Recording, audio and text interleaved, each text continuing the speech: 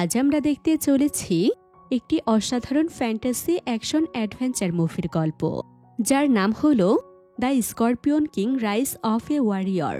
এই মুভিটিতে দেখানো হয়েছে মাথায়াস নামের এক যুবকের কাহিনী। ছোটবেলায় তার চোখের সামনে শয়তান সার্গন হত্যা করে তার বাবা ও ভাইকে।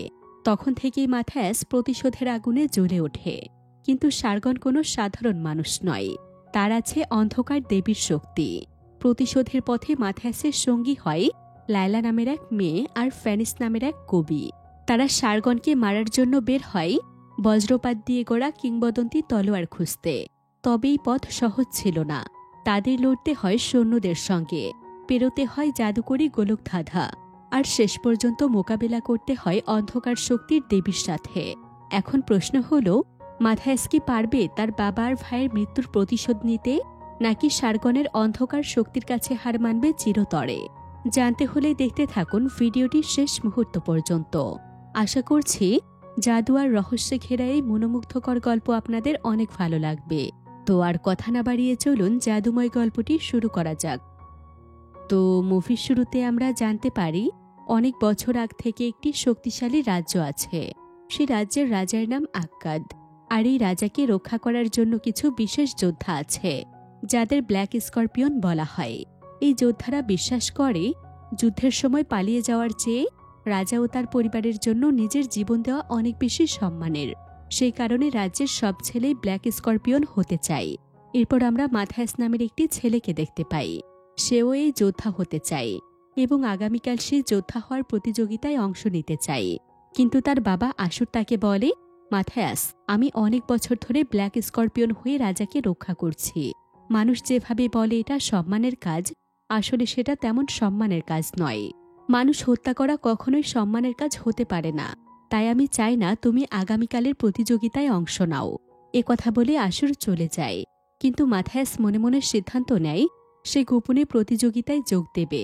এর পরের দিন সত্যি মাথায়াস সেই প্রতিযোগিতায় অংশ নেয়। তখন দেখা যায় সেখানে মোট 24 জন যোদ্ধা অংশ নিয়েছে। তখন রাজার প্রধান সেনাপতি সার্গন বলে, তোমাদের এই 24 জনের মধ্যে লড়াই হবে। এখান থেকে 12 জনকে বাছাই করা হবে। এরপর সেই 12 জনকে 6 বছর আলাদা প্রশিক্ষণ দিয়ে ব্ল্যাক স্করপিয়ন যোদ্ধা বানানো হবে। তাই এখন তোমরা যুদ্ধ শুরু করো। এরপর আমরা দেখতে পাই সবাই যুদ্ধ শুরু করে এবং একে অপরকে আঘাত করে রক্তাক্ত করে ফেলে। সে সময় মাথায়াস মাস্ক পরা একজনের সঙ্গে লড়াই করতে থাকে। তখন সে বুঝতে পারে সে যোদ্ধা আসলে তার বান্ধবী লায়লা। তখন মাথায়াস বলে, তুমি এখানে কেন এসেছো? এই যুদ্ধে মেয়েদের অংশ নেওয়ার অনুমতি নেই। তখন লায়লা বলে, কিন্তু আমিও ছেলেদের মতোই শক্তিশালী, তাহলে কেন পারবো না? এরপর তারা মজা করে লড়াই চালিয়ে যায়। ঠিক সেই সময় সার্গন বুঝতে পারে তাদের মধ্যে কিছু সমস্যা আছে। এরপর সার্গন লায়লার মাস্ক খুলে ফেলে এবং দেখে সে আসলে একটি মেয়ে। তখন তাকে শাস্তি দেওয়ার জন্য ধরে নিয়ে যেতে থাকে। ঠিক সেই সময় মাথায়াস সার্গনের উপর আক্রমণ করে। এতে সার্গন খুব রেগে যায় এবং মাথায়াসকে ধরতে চায়, কিন্তু ধরতে পারে না। এরপর সে অন্য সৈন্যদের বলে মাথায়াসকে ধরে নিয়ে আসতে। এরপর মাথায়াস অনেকক্ষণ পালিয়ে বেড়ায়, কিন্তু একসময় ধরা পড়ে যায়। তখন সার্গন মাথায়াসকে মেরে ফেলতে যায়। ঠিক সেই সময় আশুর আসে আর বলে, আমার ছেলেকে ছেড়ে দাও। তখন সার্গন বলে, তোমার ছেলে অপরাধ করেছে, তাই তাকে শাস্তি পেতেই হবে। তখন আশুর বলে, আজ তোমাকে মারার কোনো ইচ্ছে আমার নেই, তাই আমাকে বেশি রাগিও না।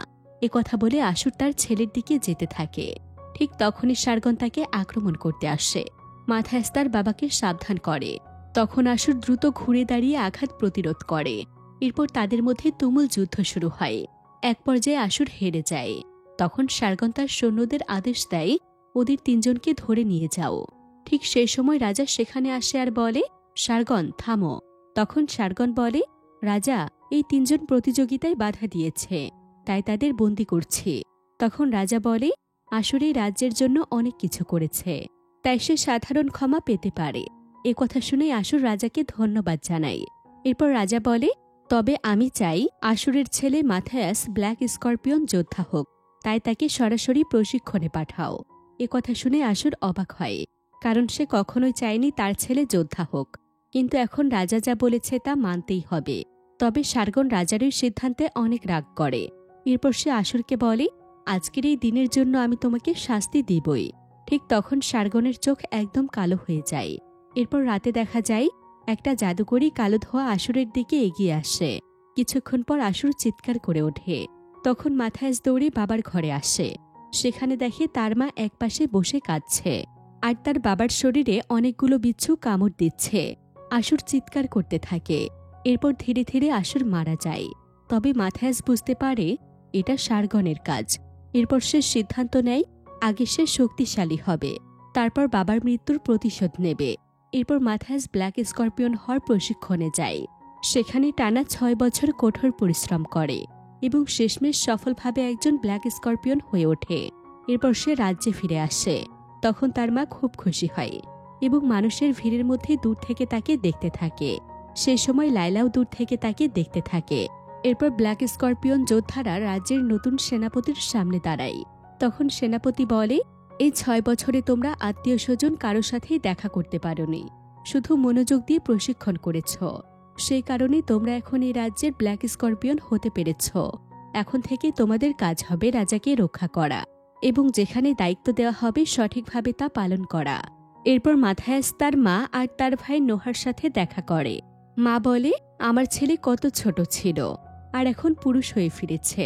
তখন নোহা বলে, ভাই, তোমাকে কি তারা পাথর রান্না করে খেতে দিত নাকি? তুমি তো অনেক শক্তিশালী হয়ে গিয়েছ। এ কথা শুনে মাথায়াস হাসে। এরপর সে জিজ্ঞেস করে, আমার অন্য ভাই অ্যানকি কোথায়? তখন নোহা বলে, সে অনেকদিন আগে বাড়ি থেকে বের হয়ে গিয়েছে নিজের ভবিষ্যৎ খুঁজতে। এরপর আর ফিরে আসেনি। ঠিক সেই সময় লায়লা আসে আর বলে, ব্ল্যাক স্করপিয়ন, তোমাকে সম্মান জানাচ্ছে। এরপর মাথায়াসও তাকে স্বাগতম জানাই। ঠিক তখন রাজ্যের নতুন রাজা সারগন সামনে আসে। এটা দেখে মাথায়াস অবাক হয়ে যায়। তার বাবার খুনি এখন এই রাজ্যের রাজা হয়ে গিয়েছে। তখন তার ভাই নোহা বলে, সারগন আগের রাজাকে জাদুকরী শক্তি দিয়ে মেরে ফেলেছে। এ কথা শুনে তাদের মা বলে, নোহা, এভাবে কথা বলতে নেই। রাজা যদি শোনে তাহলে সমস্যা হবে। এরপর সকল ব্ল্যাক স্করপিয়ন রাজার সামনে দাঁড়ায়। যদিও মাথায়াস প্রথমে নিজের পরিচয় দেয় না, কিন্তু রাজার সেনাপতি বলে দেয় মাথায়াস হচ্ছে আসুরের ছেলে। তখন রাজা বলে, তাহলে কিছুক্ষণ পরে মাথায়াসকে আমার কাছে পাঠিও, তার জন্য একটা কাজ আছে। কিছুক্ষণ পরে মাথায়াস রাজপ্রাসাদে প্রবেশ করে এবং সারগনের সামনে যায়। তখন দেখা যায় সারগন এক সৈন্যর সাথে লড়াই করছে এবং এক পর্যায়ে সে সেই সৈন্যর হাত ভেঙে ফেলে। অন্য পাশে দাঁড়িয়ে মাথায়াস সবকিছু লক্ষ্য করে। সে দেখে রাজার পাশে অনেক ব্ল্যাক স্করপিয়ন যোদ্ধা আছে এবং তাদের শরীরে অনেকগুলো চিহ্ন রয়েছে। তখন রাজা মাথায়াসকে বলে, এই যোদ্ধাদের শরীরে থাকা চিহ্নগুলোর মানে হলো তারা এতগুলো হত্যা করেছে। আশা করি তুমিও সুযোগ পেলে হত্যা করে নিজের চিহ্ন তৈরি করবে। তখন মাথায়াস বলে, যদি কেউ হত্যা করার মতো ভুল করে তাহলে আমি হত্যা করব। এ কথা শুনে রাজা বলে, আমরা সবাই মৃত্যুর যোগ্য, আর এখন থেকে আমি চাই তুমি আমার বডিগার্ড হও। এর মানে হলো আমার আগে তোমাকে নিজের জীবন দিতে হবে। তুমি কি পারবে এই কাজ করতে? এ কথা বলেই রাজা তার আগের এক বডিগার্ডের দিকে তাকায়, আর সাথে সাথে সেই বডিগার্ড একটি ছুরি দিয়ে নিজের হাতে আঘাত করে প্রমাণ করে যে সে রাজার প্রতি সম্পূর্ণ আনুগত্যশীল। এটা দেখে মাথায়াস বলে, আমিও পারবো তোমার প্রতি আনুগত্য দেখাতে। তখন রাজা বলে, ঠিক আছে, আজ রাতটা বিশ্রাম করো, কাল সকালে তোমার সাথে কথা হবে। এরপর এক সৈন্য মাথায়াসকে অনেকগুলো মেয়ের ঘরে নিয়ে যায় এবং বলে, আজ রাতটা এখানে সময় কাটাও, কাল সকালে আবার দেখা হবে। এর পরের দিন সকালে রাজা মাথায়াসকে বলে, এই রাজ্যের এক ছেলে সবাইকে বলছে আমি নাকি আগের রাজাকে মেরে ফেলেছি। এই মিথ্যা কথা বলার জন্য তাকে ধরে আনা হয়েছে এবং তাকে মৃত্যুদণ্ড দেওয়া হবে। এরপর মাথায়াস দেখে আসলে তার ভাই নোহাকেই ধরে আনা হয়েছে। এটা দেখে মাথায়াস বলে, মহারাজ, সে তো আমার ভাই। তখন রাজা বলে, মিথ্যা কথা বলার জন্য তাকে শাস্তি পেতে হবে। তার গলা কেটে তুমি প্রমাণ করো আমার প্রতি তুমি আনুগত্য আছো। এ কথা শুনে নোহা বলে, যা সত্যি আমি তাই বলেছি। ভাই, তুমি আমাকে বাঁচাও। তখন মাথায়াস নিজের তলোয়ার দিয়ে নোহার শিকল কেটে দেয় এবং অন্য সৈন্যদের সাথে লড়াই শুরু করে। এক পর্যায়ে সে সব সৈন্যকে পরাজিত করে। এরপর সে সারগনকে বলে, সারগন, তুমি আমার বাবার হত্যাকারী, তোমাকে আমি ছাড়ব না। এ কথা বলে সে একটি বল্লম ছুঁড়ে মারে সারগনের দিকে, কিন্তু সারগন তার জাদুকরী শক্তি দিয়ে সেই বল্লম থামিয়ে ফেলে এবং বলে, তোমার বাবা ছিল একজন বিশ্বাসঘাতক, আর তোমরাও বিশ্বাসঘাতক। একথা বলেই সার্গন বল্লমটি উল্টো মাথায়াসের দিকে ছুঁড়ে মারে, তবে মাথায়াস সরে গিয়ে বেঁচে যায়। তখন সে বুঝতে পারে এভাবে সার্গনের সাথে লড়াই করে জেতা সম্ভব নয়, তাই সে দ্রুত জানালা দিয়ে লাফ দেয়। এরপর একটি ঘোড়া নিয়ে তারা দুই ভাই পালাতে শুরু করে। সেই সময় সার্গন একটি জাদুকরী তীর ছুঁড়ে মারে তাদের দিকে। মাথায়াস আর নোহা কোনো মতে ঘোড়ায় চড়ে রাজ্য থেকে বের হয়ে যায়, কিন্তু তীরটি তাদের পেছনে ধাওয়া করতে থাকে। একসময় সেই তীরটি গিয়ে লাগে নোহার পিঠে, তার ফলে নোহা ধীরে ধীরে মারা যায়। এটা দেখে মাথায়াস অনেক কান্না করে, কিন্তু নিজের ভাইয়ের জন্য সে কিছুই করতে পারে না। অন্যদিকে সার্গন একটি পাত্রের মধ্যে জাদুমন্ত্র পড়লে একটি জাদুকরী তলোয়ার দেখতে পায়। ঠিক সেই সময় তার সেনাপতি জিজ্ঞেস করে, মাথায়াসকে মেরে ফেলবো নাকি জীবিত ধরে নিয়ে আসবো? তখন সার্গন বলে, কোনোটাই করতে হবে না, তাকে নিয়ে আমার অন্য একটি পরিকল্পনা আছে। অন্যদিকে মাথায়াসের সাথে লায়লার দেখা হয়। তখন মাথায়াস লায়লাকে বলে, তুমি আমার পেছনে পেছনে কেন আসছো? তখন লায়লা বলে, আমি তোমার পেছনে আসিনি, একটা মোটা লোকের সাথে আমার বিয়ে ঠিক করেছে, তাই আমি বাড়ি থেকে পালিয়ে এসেছি। কথা শুনে মাথায়াস হাসে, কারণ সে বুঝতে পারে লায়লা আসলে তাকে ভালোবাসে, আর সেই কারণেই সে তার পেছনে এসেছে। এরপর লায়লা বলে, শুনেছি তুমি সার্গনকে হত্যার চেষ্টা করেছ। তখন মাথায়াস বলে, হ্যাঁ, সে আমার বাবা আর ভাইকে মেরেছে, তাই একদিন আমি ওই শয়তানকে মেরে ফেলব। তবে সমস্যা হলো সার্গন অন্ধকার দেবতার কাছে বলি দেয় এবং সেখান থেকে কালো জাদুর শক্তি নেয়, তাই তাকে মারতে হলে জাদুকরীর শক্তি লাগবে। কিন্তু লায়লা, আমি চাই না তুমি আমার সাথে থাকো, তাই আমার কাছ থেকে চলে যাও। কথা শুনে লায়লা সত্যিই চলে যায়। এরপর মাথায়াস মিশরে যাওয়ার জন্য একটি জাহাজের টিকিট কিনে। তখন দেখা যায় লায়লাও মিশরের টিকিট কিনেছে। সেখানে আমরা ফ্যানিস নামের একজনকে টিকিট কাটতে দেখি। এরপর সবাই জাহাজে ওঠে। তখন মাথায়াস লায়লাকে বলে, তুমি আবার আমার পেছনে কেন এসেছ? তখন লায়লা বলে, আমি মিশরে পিরামিড দেখতে যাচ্ছি, এখন তুমি বলো তুমি কেন যাচ্ছ? তখন মাথায়াস বলে, আসলে আমার বাবা একসময় মিশরের রাজার বডিগার্ড ছিল, তাই আমি সেই রাজার কাছে যাচ্ছি তার জাদুকরী স্পিয়ার অফ অসিরিস ধার নেওয়ার জন্য, কারণ এই জাদুকরী অস্ত্র দিয়ে হয়তো সার্গনকে মারা যাবে। কথা শুনে লায়লা বলে, একটা রাজ্যের এত গুরুত্বপূর্ণ অস্ত্র তোমাকে কোনোভাবেই দেওয়া হবে না। তখন মাথায়াস বলে, এই বিষয়ে তোমার কিছু বলার দরকার নেই। ঠিক তখন পাশ থেকে ফ্যানিস বলে, মাফ করবে, তোমাদের কথায় হস্তক্ষেপ করছি, কিন্তু মেয়েটা ঠিক বলছে, রাজা কাউকে এই অস্ত্রটা দিবে না, আর দিলেও সেই অস্ত্র শুধু তার নিজের রাজ্যের দানবদের উপর কাজ করে, বাইরে এর কোনো শক্তি নেই, তাই এই অস্ত্র দিয়ে সার্গনকে মারা যাবে না। কথা শুনে মাথায়াস জিজ্ঞেস করে, তুমি কে, আর এসব কিভাবে জানো?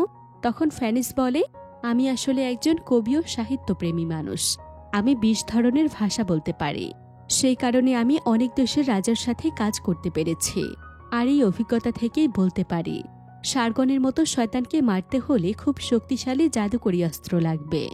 কথা শুনে মাথায়াস বলে, শক্তিশালী অস্ত্র কোথায় গেলে পাওয়া যাবে? তখন ফ্যানিস অনেকক্ষণ ভেবে বলে, একটা অস্ত্র আছে, তার নাম দ্য সোর্ড অফ ডেমোক্লিস। এটা এক জাদুকরী জায়গায় রাখা আছে। অনেক বছর আগেই তলোয়ার দিয়ে রাজা ফিলিপম্যানকে হত্যা করেছিল। এই তলোয়ার বজ্রপাত দিয়ে বানানো হয়েছিল, তাই এটা দিয়ে যে কোনো কিছু কাটা সম্ভব। কথা শুনে মাথায়াস বলে, আমাকে ওই তলোয়ারের কাছে নিয়ে যাও। তখন ফ্যানিস বলে, ওখানে যাওয়া মানে মৃত্যুকে ডেকে আনা, কারণ ওই তলোয়ারের মালিক একজন দেবী। তখন মাথায়াস বলে, কোনো সমস্যা নেই, আমাকে সেখানে নিয়ে চলো।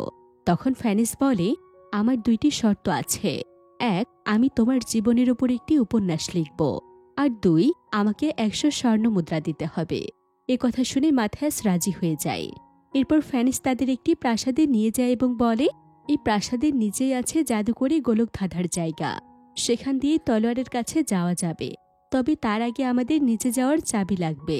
এখন লায়লা যদি নিজের রূপ দেখিয়ে গার্ডদের সরিয়ে ফেলে, তাহলে আমরা ভেতরে যেতে পারবো।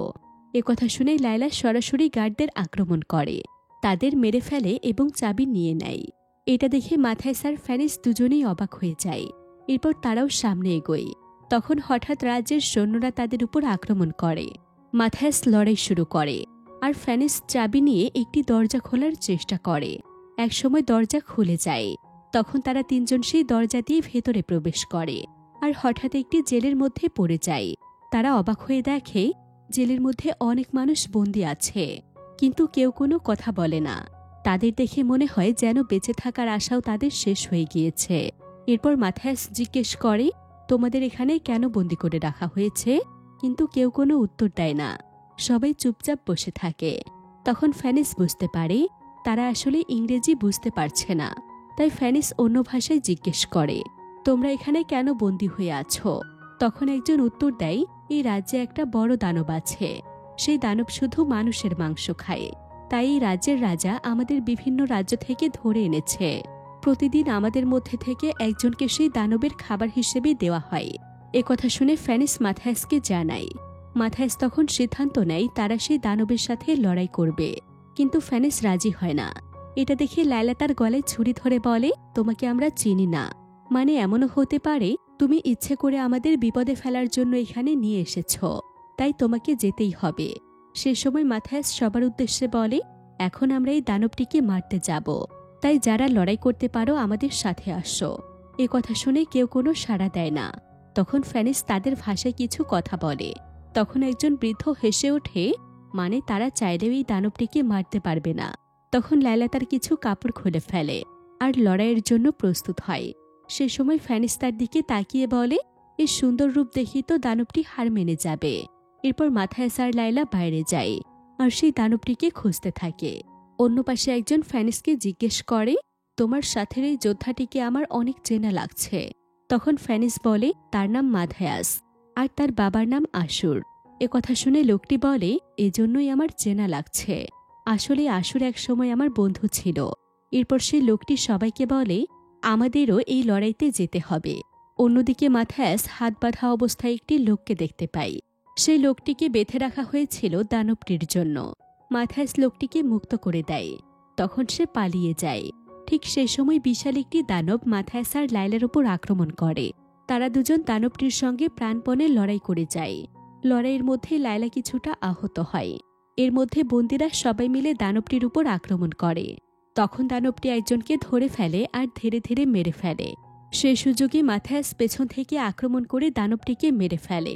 এরপর মাথায়াস লায়লার ক্ষতস্থানে ব্যান্ডেজ করে দেয় আর বলে, তুমি ধীরে ধীরে সুস্থ হয়ে উঠবে। এরপর মাথায়াস বন্দী লোকদের কাছে গিয়ে বলে, তোমাদের একজন মারা গিয়েছে। এটার জন্য আমি দুঃখিত। আর তোমরা আমাকে সাহায্য করেছ। এর জন্য আমি সবসময় তোমাদের কাছে ঋণী থাকব। তখন একজন বলে, অনেক বছর আগে এক যুদ্ধে তোমার বাবা আমাদের বাঁচিয়েছিল। তাই আজ সেই ঋণ শোধ করলাম। এরপর তারা চলে যেতে থাকে। তখন ফ্যানিস বলে, তোমাদের অনেক শক্তি আছে। তাই যদি আমাদের সাথে থাকতে তাহলে ভালো হতো। কথা শুনে একজন জিজ্ঞেস করে, তোমরা কোথায় যাচ্ছ? তখন লায়লা বলে, আমরা আন্ডারওয়ার্ল্ডে যাচ্ছি একটা জাদুকরি তলোয়ার আনতে। কথা শুনে লোকেরা বলে, সেখানে যাওয়া মানে মৃত্যুকে ডেকে আনা। আজ পর্যন্ত কেউ সেখান থেকে বেঁচে ফিরে আসেনি। কথা বলে তারা চলে যেতে থাকে। ঠিক সেই সময় ফ্যানিস বলে, তোমরা দেখি চলে যাচ্ছ। আমি ভেবেছিলাম তোমরা পুরো ঘটনাটি জানো। সেই জায়গায় যেমন জাদুকরি শয়তান আছে, তেমনি সেখানে অনেক স্বর্ণও আছে। আর এই স্বর্ণ দিয়ে আমরা সবাই অনেক বড় লোক হতে পারবো। স্বর্ণের কথা শুনে তারা সবাই যেতে রাজি হয়। এরপর ফ্যানিস সবাইকে একটি ঘরে নিয়ে যায় আর বলে, এই ঘরের যে কোনো একটি জায়গায় মন্ত্র লেখা আছে। সেই মন্ত্রটি পড়লেই আমরা নিচে যেতে পারবো। এরপর সবাই চারদিকে সেই মন্ত্রটি খুঁজতে শুরু করে, কিন্তু কেউ সেই মন্ত্রটি খুঁজে পায় না। তখন ফ্যানিস ফ্লোরে খুঁজতে গিয়ে দেখে সেখানে মন্ত্রটি লেখা আছে। এরপর ফ্যানিস সেই মন্ত্রটি পড়ে। সাথে সাথে চারপাশের দেওয়াল ছোট ছোট পাথর হয়ে আলাদা হয়ে যায়। সে সময় সবাই ভয় পেয়ে যায়। এরপর দেখা যায় তারা একটি মরুভূমিতে আছে। আর সেই মরুভূমির মধ্যে বিশাল বড় একটি পিলারের উপর তারা দাঁড়িয়ে আছে।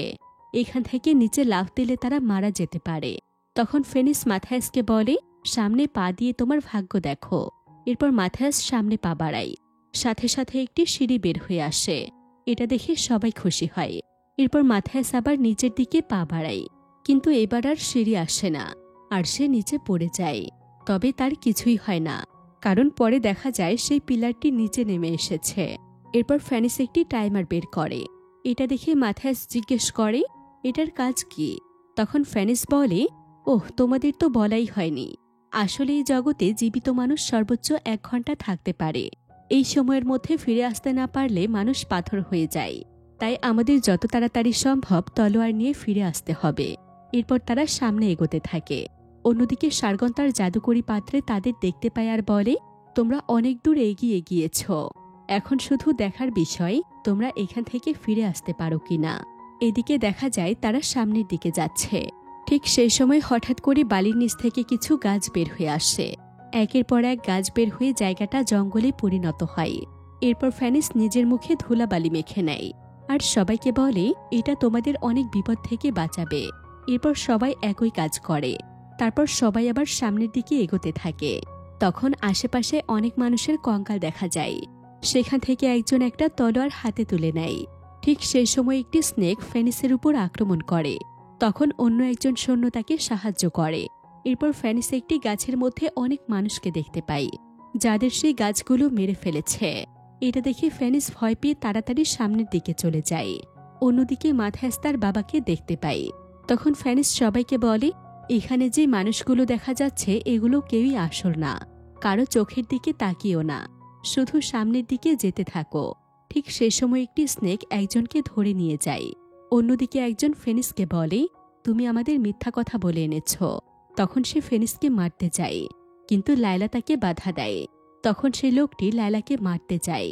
এটা দেখে মাথায়াস তার তলোয়ার দিয়ে আক্রমণ করে।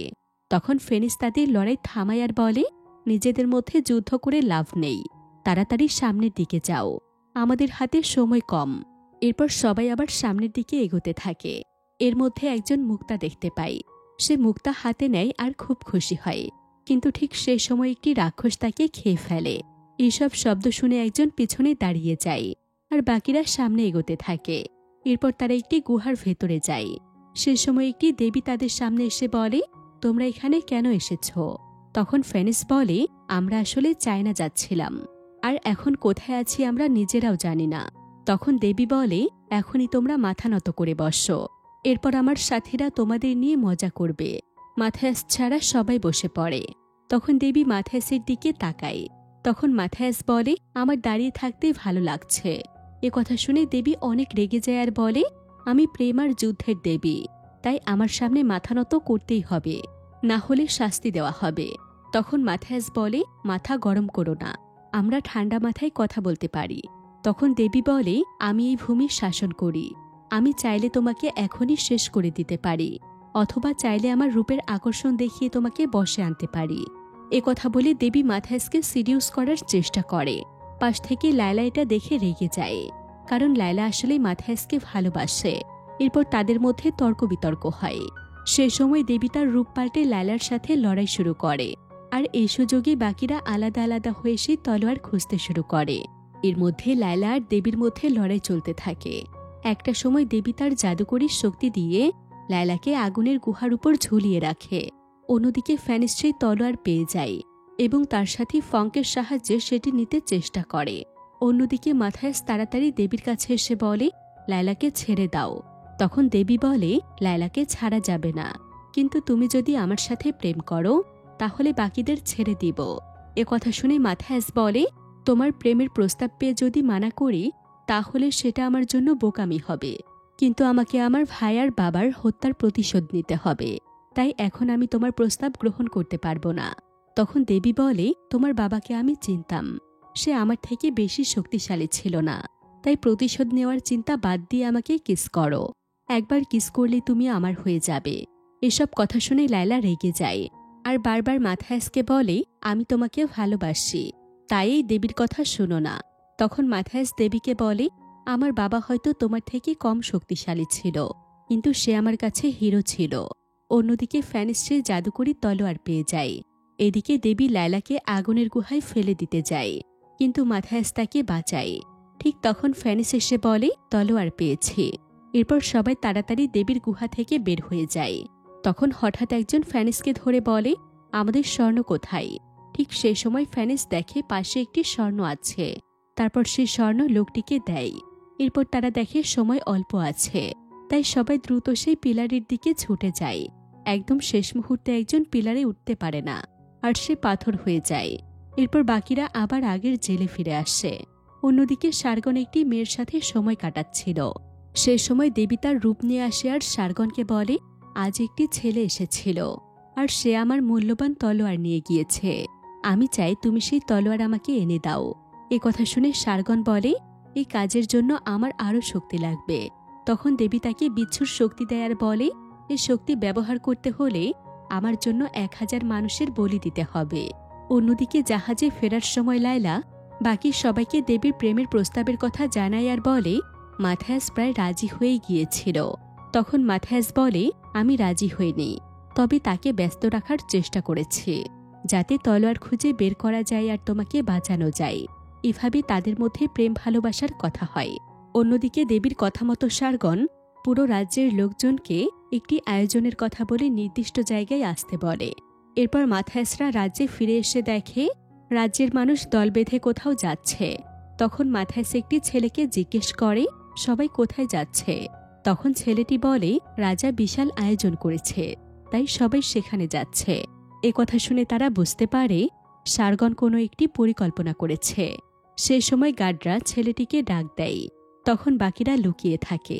এরপর মাথায়াস বলে, আমি সার্গনের সাথে লড়াই করতে যাই, আর তোমরা রাজ্যের লোকদের সাথে যাও আর দেখো সেখানে কি হচ্ছে। তখন ফ্যানিস বলে, মাথায়াস, আমি তোমার সাথে যেতে চাই। এরপর তারা দুজন প্রাসাদের দিকে যায়। লায়লা আর ফং বাকি লোকদের সাথে যায়। এদিকে প্রাসাদের কাছে গেলে সৈন্যরা মাথায়াসকে ভেতরে যেতে দেয় না। তখন মাথায়াস তার জাদুকরি তলোয়ার দিয়ে সব সৈন্যদের তলোয়ার কেটে ফেলে। এটা দেখে সবাই ভয় পেয়ে যায়। এরপর মাথায়াস আর ফ্যানিস ভেতরে যায়। তখন মাথায়াস বলে, তুমি বাইরে থাকো, কারণ সার্গনের সাথে আমার ব্যক্তিগত লড়াই হবে। কিন্তু মাথায়াস ভেতরে গেলে ফ্যানিসও লুকিয়ে ভেতরে ঢুকে যায়। অন্যদিকে লায়লা আর ফং সেই জায়গায় চলে যায় আর সবার সাথে বসে। এরপর তারা দেখে মাঝখানে কিছু অদ্ভুত মেশিন রাখা আছে, কিন্তু ওগুলো আসলে কি কেউ বুঝতে পারে না। এরপর একজন সৈন্য সবার সামনে এসে বলে, রাজা এই রাজ্যের সবাইকে উপহার দেবে, তাই তোমাদের এখানে আনা হয়েছে, তাই সবাই শান্ত হয়ে বসো। এরপর সেই সৈন্যটি চলে যায় আর ইশারা দেয় আরেক সৈন্যকে। তখন সেই সৈন্যটি একটি তীর ছুঁড়ে মারে সেই মেশিনের উপরে। তখন দেখা যায় মেশিনটি ঘুরছে আর সেখান থেকে তেল বের হচ্ছে। সেই তেল ধীরে ধীরে মানুষের শরীরে পড়ছে, মানে দেবীকে খুশি করার জন্য সবাইকে আগুনে পুড়িয়ে ফেলা হবে। এটা বুঝতে পেরে সবাই ছোটাছুটি করতে থাকে। তখন সৈন্যরা গেট আটকে দেয়। অন্যদিকে মাথায়াসের সামনে তার বাবা আসে। এটা দেখে মাথায়াস অবাক হয়ে বলে, বাবা, তুমি এখানে কিভাবে এলে? তখন আশুর বলে, তোমার হাতের জাদুকরি তলোয়ারের কারণে আমি তোমার কাছে ফিরে আসতে পেরেছি। এ কথা শুনে মাথায়াস বলে, কিন্তু আমি কিভাবে বিশ্বাস করব যে তুমি আমার আসল বাবা? এর জন্য একটা প্রমাণ দাও। তখন আশুর বলে, তোমার মনে আছে যখন তুমি অনেক ছোট ছিলে, তখন ভয় পেলে আমি তোমাকে জড়িয়ে ধরতাম আর তোমার কানে ফিসফিস করে কিছু বলতাম, যা অন্য কেউ জানত না। এ কথা শুনে মাথায়াস কান্না করতে শুরু করে। তখন আশুর তার কাছে গিয়ে অন্য ভাষায় সেই কথাটি বলে। এটা শুনে মাথায়াস বিশ্বাস করে যে তার বাবা আসলেই ফিরে এসেছে। ঠিক সেই সময় আশুর হঠাৎ করেই সার্গন হয়ে যায় আর মাথায়াসের কাছ থেকে জাদুকরি তলোয়ার ছুঁড়ে ফেলে দেয়। তখন মাথায়াস বুঝতে পারে আসলে দেবীর জাদুর শক্তি দিয়ে সার্গনই তার সাথে বাবা সেজে কথা বলেছে, আর সে সুযোগে জাদুকরি তলোয়ার হাত থেকে ফেলে দিয়েছে। অন্য পাশে ফ্যানিস সেই তলোয়ারটি কুড়িয়ে নেয় আর নিজের কাছেই রাখে। এদিকে সার্গন আর মাথায়াসের মধ্যে তুমুল লড়াই শুরু হয়। এর মধ্যে সার্গন একটি তলোয়ার হাতে তুলে নেয়। তখন মাথায়াস বলে, আমি খালি হাতে লড়ছি আর তুমি তলোয়ার নিয়েছ। আসলেই এই কারণে আমার বাবা বলতো সার্গনকে সাহসী দেখায়, কিন্তু আসলে সে একজন কাপুরুষ। এ কথা শুনে সার্গন তলোয়ার ফেলে দেয়। এরপর দুজনে আবার লড়াই শুরু করে। অন্য পাশে ফ্যানিস মাথায়াসকে নিয়ে উপন্যাস লিখতে থাকে। আর অন্যদিকে লায়লা আর ফং বুঝতে পারে রাজার আদেশে সবাইকে আগুনে পুড়িয়ে মারা হবে, তাই তারা দুজন দুই দিকে যায় কোনো একটি সমাধান বের করার জন্য। অন্যদিকে মাথায়াস বারবার সার্গনের হাতে মার খেতে থাকে। তখন সার্গন বলে, তুমি এসেছ তোমার বাবার প্রতিশোধ নিতে, কিন্তু এখন তো তুমি নিজেই মারা যাবে। এরপর মাথায়াস বলে, আমি শুধু প্রতিশোধ নিতে আসিনি, আমি খারাপকেও ধ্বংস করতে এসেছি। এ কথা শুনে সার্গন ফ্যানিসকে বলে, লেখক, ভালোভাবে এই কথাগুলো লিখে রাখো। এরপর আবার তাদের মধ্যে লড়াই শুরু হয়। তবে এইবার মাথায়াস সার্গনকে অনেক মারধর করে। এক পর্যায়ে মাথায়াস ফ্যানিসের কাছে সে জাদুকরি তলোয়ারটি চায়। তখন সার্গনও ফ্যানিসের কাছে তলোয়ারটি চায়। তখন ফ্যানিস সার্গনকে বলে, কথা অনুযায়ী আগে আমাকে স্বর্ণ দাও। এরপর সার্গন ফ্যানিসকে 1 থলে স্বর্ণ দেয়। তখন ফ্যানিস সার্গনকে সেই তলোয়ারটি দিয়ে দেয়। এখানে আমরা জানতে পারি ফ্যানিস আসলে সার্গনেরই লোক। আর সার্গন ইচ্ছে করেই ফ্যানিসকে মাথায়াসের সাথে পাঠিয়েছিল, যাতে জীবনের ঝুঁকি নিয়ে দেবীর কাছ থেকেই তলোয়ারটি সে এনে দিতে পারে। আর এই কারণে আমরা আগে দেখেছিলাম, যখন মাথায়াস প্রাসাদ থেকে পালিয়েছিল তখন সার্গনের সেনাপতি তাকে জিজ্ঞেস করেছিল, মহারাজ, আমরা মাথায়াসকে মেরে ফেলবো নাকি ধরে নিয়ে আসব? তখন সার্গন বলেছিল, কোনোটাই করতে হবে না, তাকে নিয়ে আমার অন্য প্ল্যান আছে। আসলে মাথায়াসকে দিয়ে দেবীর কাছ থেকেই তলোয়ার আনার প্ল্যান ছিল আসল উদ্দেশ্য। এখন মাথায়াসি ব্যাপারটি জানতে পেরে মন খারাপ করে এবং ফ্যানিসের দিকে তাকায়। তখন ফ্যানিস বলে, তোমার সাথে আমার পার্সোনাল কোনো সমস্যা নেই, কিন্তু উপন্যাস লিখে তো জীবন কাটে না, তাই স্বর্ণেরও ব্যবস্থা করতে হয়। এরপর ফ্যানিস সেখান থেকে চলে যেতে থাকে। তখন সার্গন ফ্যানিসকে বলে, আমার কথাগুলো ভালো করে উপন্যাসের মধ্যে লিখবে, না হলে গলা কেটে ফেলব। এরপর ফ্যানিস সেখান থেকে বের হয়ে যায়। অন্যদিকে ফঙ্ক এক পাশের সৈন্যদের সাথে লড়াই করতে থাকে, আর অন্য পাশে লায়লা লড়াই করতে থাকে। এদিকে সার্গন তলোয়ার দিয়ে মাথায়াসকে আক্রমণ করে, আর তখন সেই তলোয়ার ভেঙে যায়, মানে এটা আসল তলোয়ার না। ঠিক সেই সময় ফ্যানিস আবার ফিরে আসে, আর আসল জাদুকরি তলোয়ারটি মাথায়াসকে দেয়। তারপর সে আবার চলে যায়। এরপর মাথায়াস সেই তলোয়ার নিয়ে সার্গনের দিকে এগোতে থাকে। তখন সার্গন বলে, আমি তোমার রাজা, আর সেই হিসেবে আমার জীবন রক্ষা করার দায়িত্ব তোমার, কারণ ব্ল্যাক স্করপিয়নরা রাজাকে বাঁচাবে, এইটাই তাদের মূল দায়িত্ব। তুমিও একজন ব্ল্যাক স্করপিয়ন, তাই আমাকে ছেড়ে দাও। তখন মাথায়াস তলোয়ার দিয়ে নিজের হাত পুড়ে একটি চিহ্ন বানায়। আসলে যখন মাথায়াস প্রথম সার্গনের কাছে এসেছিল তখন সে অন্য ব্ল্যাক স্করপিয়নদের শরীরে পুরা চিহ্ন দেখেছিল। তখন সার্গন বলেছিল, প্রতিটি হত্যার পরে ব্ল্যাক স্করপিয়নরা একটি চিহ্ন বানায়, আর এখন মাথায়াস সার্গনকে মেরে ফেলবে, তাই আগেই মাথায়াস সেই চিহ্ন বানিয়েছে। কিন্তু সে সময় সার্গন কিছু জাদুকরি মন্ত্র পড়ে একটি বড় বিচ্ছুতে রূপ নেয়। এরপর মাথায়াসের উপর আক্রমণ করে। মাথায়াস কোনোভাবেই তার সাথে পেরে ওঠে না। সার্গন একের পর এক আক্রমণ করতেই থাকে। একসময় প্রাসাদে আগুন ধরে যায়। তখন মাথায়াস দেখে বিচ্ছুটি মাঝে মধ্যে অদৃশ্য হয়ে যাচ্ছে, তাই এই বিচ্ছুর সাথে লড়াই করা তার জন্য অনেক কঠিন হয়ে যায়। অন্যদিকে লায়লা আর ফঙ্ক লড়াই করতে থাকে। এর মধ্যে সার্গনের সৈন্যরা তীর ছুঁড়ে মেরে সেখানে আগুন লাগিয়ে দেয়, আর আগুন ধীরে ধীরে মানুষের দিকে এগোতে থাকে। লায়লা আর ফঙ্ক সে আগুন নেভানোর চেষ্টা করে। সে সময় সৈন্যরা তাদের দিকে তীর ছুঁড়ে মারে। তারা শিল দিয়ে কোনো রকমে তীর প্রতিরোধ করে। এদিকে বিচ্ছুটি অদৃশ্য হয়ে মাথায়াসের উপর বারবার আক্রমণ করে। মাথায়াস শুধু পালাতে থাকে। অন্য এক পাশে বসে ফ্যানিস লুকিয়ে লুকিয়ে এই দৃশ্যগুলো তার উপন্যাস হিসেবে লিখতে থাকে। অন্যদিকে লায়লা আর ফঙ্ক ধুলাবালি দিয়ে সফলভাবে আগুন থামাতে পারে। এদিকে মাথায়াস একটি তেলের পাত্র ছুঁড়ে মারে বিচ্ছুর দিকে। সেই তেলের কারণে এখন বিচ্ছুকে দেখা যায়। এরপর মাথায়াস জাদুকরি তলোয়ার হাতে নেয়। ঠিক সেই সময় বিচ্ছু তার দিকে আক্রমণ করে, আর মাথায়াস জাদুকরি তলোয়ার দিয়ে বিচ্ছুকে মেরে ফেলে। কিন্তু বিচ্ছুর শরীর থেকে বিষাক্ত বিষ মাথায়াসের শরীরে চলে যায়, তাই সে ধীরে ধীরে অসুস্থ হয়ে পড়ে। ঠিক সে সময় দেবী সেখানে আসে, আর তার জাদুকরি তলোয়ার ফেরত নেয়। তারপর দেবী বলে, মাথায়াস, তুমি আমার প্রেম গ্রহণ করনি, তার উপর আবার আমার তলোয়ারও চুরি করেছ। এখন বলো, এত কিছুর পরও আমি কেন তোমাকে মারব না? তখন মাথায়াস বলে, প্রিয় দেবী, তুমি ভালোভাবে জানো একদিন আমি ঠিকই তোমার হব, তাই তুমি আমাকে মারবে না। এ কথা শুনে দেবী বলে, হ্যাঁ, একদিন তুমি আমার হবেই। এরপর দেবী সেখান থেকে চলে যায়। এই দৃশ্য দেখে ফ্যানিস জ্ঞান হারিয়ে ফেলে, আর সাথে সাথে মাথায়াসও জ্ঞান হারায়। 3 দিন পরে মাথায়াসের জ্ঞান ফিরে আসে। এরপর আমরা নতুন রাজাকে দেখতে পাই। আসলে সবাই মিলে মাথায়াসকে রাজা হিসেবে দেখতে চেয়েছিল, কিন্তু মাথায়াস একজন ব্ল্যাক স্করপিয়ন যোদ্ধা হয়েই থাকতে চায়, তাই রাজ্যে অন্য একজন রাজা হয়, আর ফঙ্কি রাজ্যেই থেকে যায়। অন্যদিকে ফ্যানিস মাথায়াসকে একটি চিঠি লিখে চলে যায়। এরপর মাথায়াস কিছুদিন লায়লার সাথে ভালো সময় কাটায়। তারপর মাথায়াস আবার নতুন যুদ্ধের জন্য প্রস্তুতি নেয়। আর এখানে এই চমৎকার মুভির গল্পটি শেষ হয়। সবাই ভালো থাকবেন, সুস্থ থাকবেন। আসসালামু আলাইকুম।